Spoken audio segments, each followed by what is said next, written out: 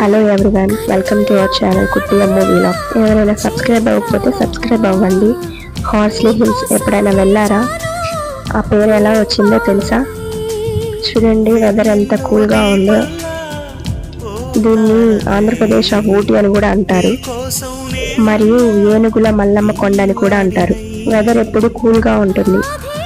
అసలు Horsley hills అనే పేరు ఎలా వచ్చిందో తెలుసుకుందాం.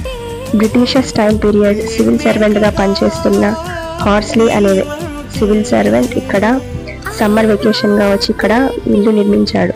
అందుకని ఇక్కడ హార్స్లీ హిల్స్ అని పిలుస్తారు. ఈ లొకేషన్కి హార్స్లీ హిల్స్ అని పేరు వచ్చింది. చుట్టుపక్కలంతా hot plain areas and hot weather ఉంటుంది.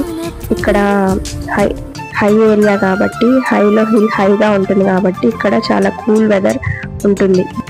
మేఘాలు మన ముందుకు వచ్చినట్లుగా అనిపిస్తుంది. చూడండి, టెంపరేచర్ అయితే చాలా